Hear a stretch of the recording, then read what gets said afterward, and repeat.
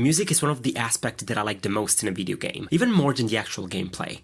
I truly enjoy video games that tell a story, and I believe the music is the one aspect that can effectively deliver a specific feeling to the player. Even with the simplest graphics, a great soundtrack can really make you feel happy, sad, frustrated, especially when the music has been written for a precise moment within the story of the game. To give you an example of this, take the "You're Not Alone" moment in Final Fantasy IX. This music is played when Zidane is at his lowest point in the game. This track is played once in the entire game, yet it really stuck with me forever for how fitting it was within the context of the story. In all honesty, a good story with some fitting music is all I ask for a great, memorable gaming experience. So very naturally, I really want the music of my game to be memorable and as fitting as possible with what's happening on screen.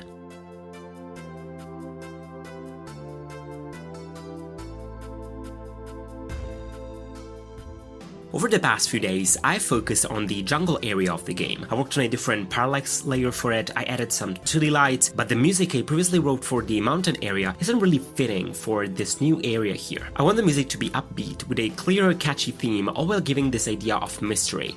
As usual, I started with a simple melody idea I had recorded on my phone. Sometimes at very random points during the day, I have some music ideas. I just find myself what I call pieing some notes out of nowhere, and I've now developed the habit of recording them on my phone before they fade away. Let me present to you the first recording of the new theme for the jungle area.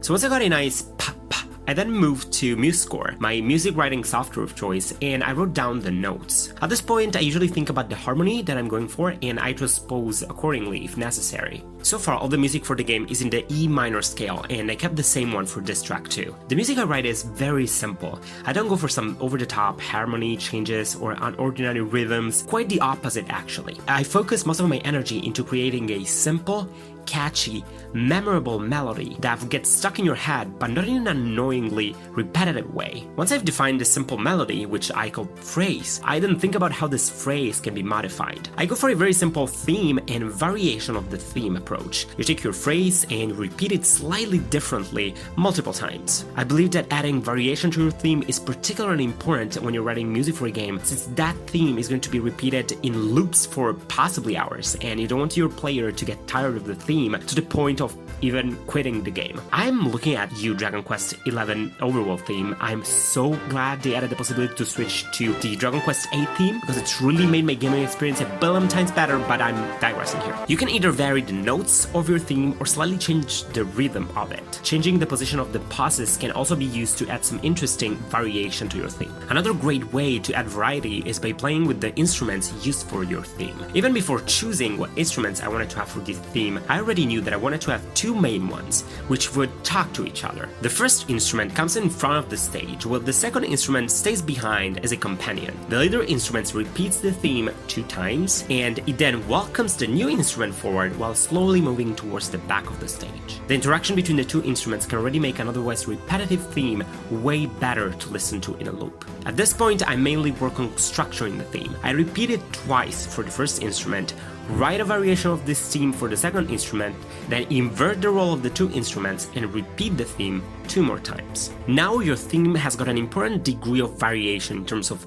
notes, rhythm, and instruments, and it actually loops forever nicely. But there is something major missing here. See, the two instruments are now dancing around the stage and switching places from the front to the back in an infinite loop. You, as a listener, enjoy their dancing quite a lot the first 5, maybe 10 times around. Then you get a bit overwhelmed by it, and eventually all you want to do is take a break. Well, the two instruments also need a well-deserved break. So that's what you want to add next. I believe it's extremely important to release all the tension that you've built so far by coming to a point of rest. And the best way to do that is to actually get to a point where the music stops entirely. The stage closes temporarily so the instruments and your ear can take a break. So with that in mind, I added an intro to my theme, which would also serve as an outro to release all the tension that the upbeat theme theme builds up. This intro is also great to introduce to the player the mysterious atmosphere of the jungle. Once I put down all the note of the entire piece, I then move on to the choice of instruments. I tend to not choose the final instruments from the very beginning because I tend to be very picky with the choice. So I'd rather have the hard part done first and then play with what the instruments sound like together at the end. Since here I'm going for a jungle theme, I had to have some interesting percussions and jungly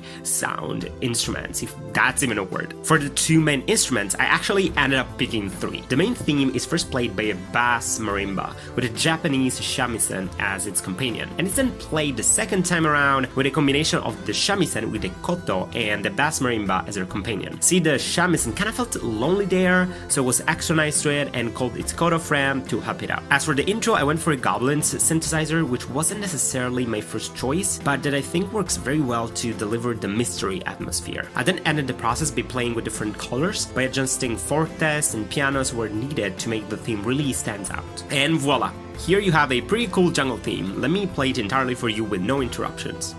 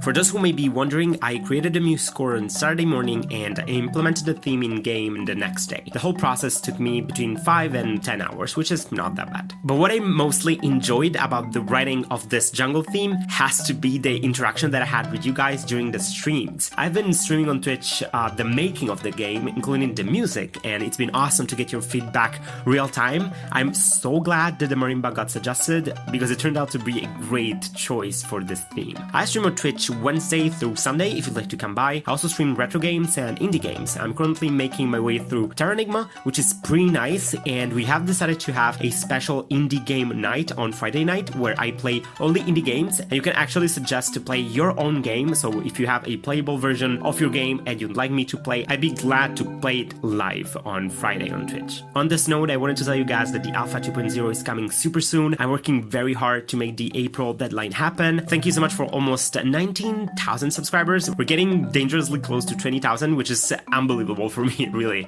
I hope you guys are all safe at home, and I'll see you all in my next video.